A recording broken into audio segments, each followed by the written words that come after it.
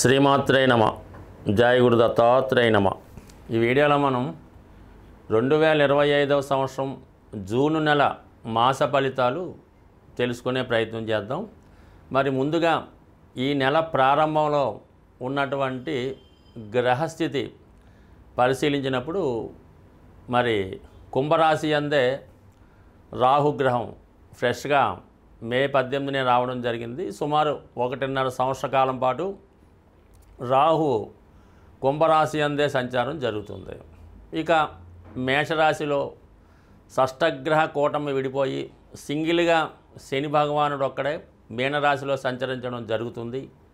ఇంకా 2.5 సంవత్సరాల పాటు అదే రాశిలో అటు ఇటుగా వక్రించినప్పటికీ అదే రాశిలో సంచరించడం జరుగుతూ ఉంటుంది.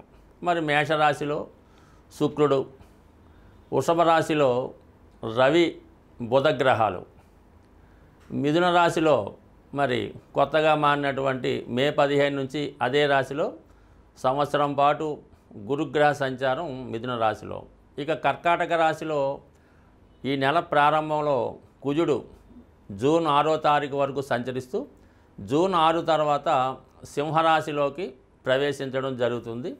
మరి చివరగా సింహరాశి అందే కేతుగ్రహ సంచారం ఇంకా సుమారు 18 నెలల పాటు అదే రాశిలో సంచరించడం జరుగుతుంది. అయితే ఈ కుంభరాశి వారికి జూన్ నెల 2025వ సంవత్సరం మాస ఫలితాలు తెలుసుకుందాం.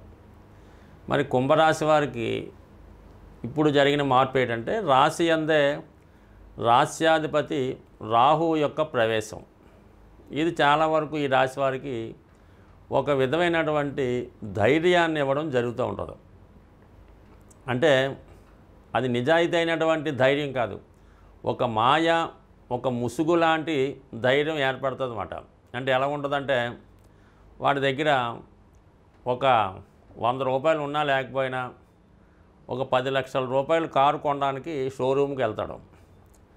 అక్కడ ఏదో కొన్నట్టే బేరమాడి దాన్ని కొన్నంత బిల్డప్ చేయడం జరుగుతూ ఉంటుంది. ఈ విధంగా వాడిని హైప్ చేసుకొని తనను తాను గొప్పగా చూపించాలనే ప్రజెంటేషన్ జరుగుతూ ఉంటుంది. ప్రతి విషయాన్ని కూడా విమర్శిస్తూ ఉంటాడు.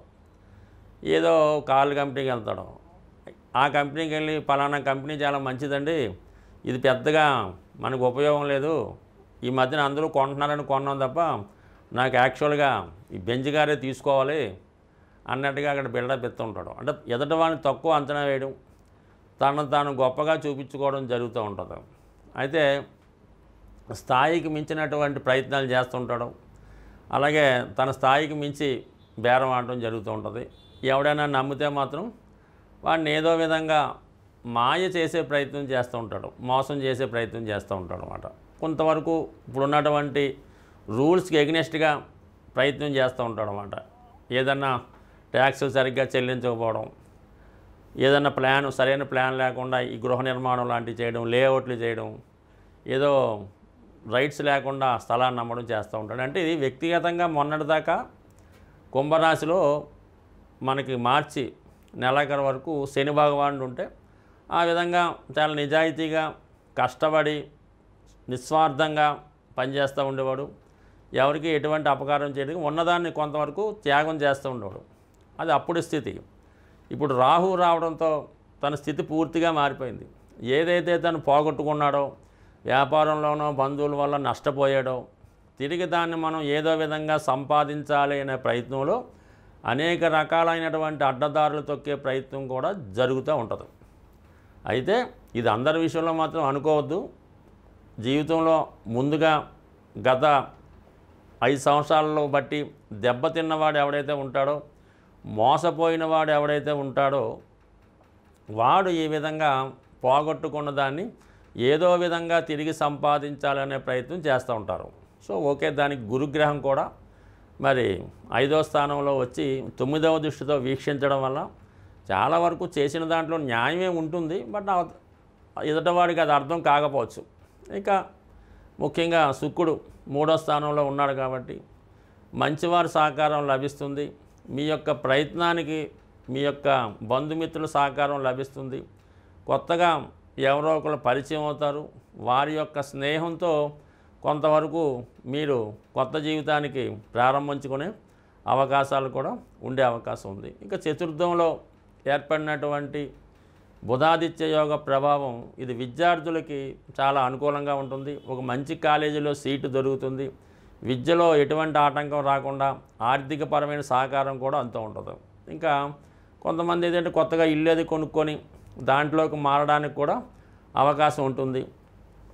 ఏదైనా ఈ బుధుడు రవి 4వ స్థానంలో ఏర్పడిన యోగం మంచిది. ఇక 6వ స్థానంలో ఏర్పడినటువంటి చంద్రమంగళ యోగం అంటే ప్రారంభంలోనే ఉంటుంది. కుజుడు కూడా ఇంచుమించుగా జూన్ 6 వరకు ఉండడం వల్ల చాలా వరకు కోర్టు సమస్యలున్నా, ఆర్థిక లావాదేవీలున్నా, అన్నదమ్ములతో, బంధువులతో, మదర్తో విభేదాలున్నా అవి చాలా వరకు పరిష్కారం అవుతాయి. పోగొట్టుకున్నది ఏదైనా ఉంటే తిరిగి సంపాదించుకుంటారు. ఏదైనా ఇబ్బందుల నుంచి బయటపడడం జరుగుతుంది. ఇక జూన్ 6 తర్వాత కుజుడు సప్తమంలోకి రావడం వల్ల చాలా వరకు మరి భూమికి సంబంధించిన వ్యవహారాలు కలిసి వచ్చినప్పుడు కూడా వివాహ ప్రయత్నాలు వాయిదా పడుతుంటాయి. భార్యాభర్తల మధ్య విభేదాలు వస్తుంటాయి. మీలో కూడా ఒక కొత్త ఉత్సాహం ప్రారంభమై ఏదో విధంగా మనం అనుకున్నది సాధించాలనే మీ ప్రయత్నం కూడా చాలా వరకు నెరవేరే సూచనలు కనబడుతున్నాయి. సో ఈ ప్రయత్నంలో మొత్తం మీద మీరు ఏదైనా ఒక పని చేసే ముందు చాలా వరకు ఆలోచించాలన్నమాట. అది ఎంతవరకు కరెక్టో, మనం ఎంతవరకు దాన్ని చేయొచ్చని ఆలోచించి ఆ ప్రయత్నం చేస్తే మంచిది తప్ప ఏదో అడ్డుగోలుగా మన ఇష్టం వచ్చినట్టు పని జరుగుతుంది కదా, మనీ వస్తుంది కదా వెళ్ళిపోతే మాత్రం కంపల్సరీగా చివరిలో దానికి తగిన పనిష్మెంట్ కూడా ఉంటుంది. అంటే రాహు ఎప్పుడు ధనాన్ని, ఐశ్వర్యాన్ని ఇచ్చినా తిరిగి తనతో పాటు తీసుకెళ్ళి చివరికి చక్కగా మరి మంచి ప్రశాంతమైన చోట్ల రెస్ట్ తీసుకునే విధంగా జీవితాన్ని కల్పిస్తూ ఉంటాడు. కాబట్టి ఎట్టి పరిస్థితుల్లో కూడా దురాశగా పోవద్దు. ఉన్నంతలో నిజాయితీగా వెళ్తేనే మీకు నెమ్మదిగా అభివృద్ధి రావడం జరుగుతుంది. అన్ని సమస్యలకి మూలం ధనం. అందుకే ధనం మూలం మిథం జగత్ అన్నారు. ధనం ఖర్చు పెట్టడం అన్నది చాలా సులభం, సంపాదించడం అన్నది చాలా కష్టం. అయితే ఈ ధనం సంపాదించడానికి ఒక సులువైనటువంటి మార్గాన్ని తెలియజేయడం జరుగుతూ ఉంటుంది. అది మీకు ఈ నెల ఫలితాల్లో ఈ అద్భుతమైనటువంటి ధనయోగాన్ని కలిగించే రెమెడీ మీకు చెప్పడం జరుగుతూ ఉంటుంది. ఇది కొంతవరకు మీరు చేయవలసిందల్లా ధనానికి అధిదేవత అయినటువంటి లక్ష్మీ అమ్మవారికి ఇష్టమైనటువంటి రోజు శుక్రవారం. ఈ శుక్రవారం రోజు మీరు ఏం చేయాలంటే ఒక మట్టితో తయారు చేసినటువంటి ఒక జాడి అనొచ్చు, డబ్బులు దాచుకునే డిబ్బీ కూడా అనొచ్చు. పూర్వకాలం మట్టితోనే తయారు చేస్తూ ఉండేవి ఈ ధనం దాచుకునేవి. అందుకని ఈరోజు కూడా పాత ఇళ్ళై పడగొట్టినప్పుడు తవ్వినప్పుడు దొరుకుతూ ఉంటాయి కొంతమందికి. అటువంటి మట్టితో తయారు చేసినటువంటి డిబ్బీ ఒకటి తీసుకోండి శుక్రవారం రోజు. దాన్ని శుభ్రంగా మంచినీళ్ళతో శుభ్రం కడిగేసి పసుపుతో దాన్ని రాసి ఒక మూల పెట్టుకొని ప్రతి శుక్రవారం కూడా 6వ సంఖ్య వచ్చేలాగా ధనం అందులో వేయాలి. 6 రూపాయల, 60 రూపాయల, 600, మీకు ఇంకా ఓపుకుంటే 6000 అన్నది ప్రతి శుక్రవారం అందులో డ్రాప్ చేయవలసి ఉంటుంది. అందులో వేయాలన్నమాట. పక్కన పెట్టాలి. అది దేవుని దగ్గర పెట్టడం, నమస్కారం పెట్టడం. అయితే ఈ శుక్రవారం రోజు మిగతా డబ్బులు మీరేమీ కూడా ఖర్చు పెట్టకూడదు. ఇందులో వేసిన 6 రూపాయలు మాత్రమే అందులో వేయాలి. మిగతాదంతా కూడా ఆ రోజు ఏ ఒక్క రూపాయి కూడా మీ ఇంటి నుంచి బయటికి వెళ్ళకూడదు. అలాగని ఫోన్పేలు, గూగుల్ పేలు చేయకూడదు. ఆ నియమం మీరు పాటించి ఈ శుక్రవారం మనీ వెళ్లకుండా ఉంటూ ప్రతి శుక్రవారం వీలైతే ఇంక పెంచుకుంటూ వెళ్ళిపోండి. దాని తర్వాత ఒక సంవత్సరానికో ఎంతో దాన్ని ఓపెన్ చేసి దాంతో ఏదన్నా ఈ వరలక్ష్మి వ్రతం ఎప్పుడైనా తీసుకోవచ్చు.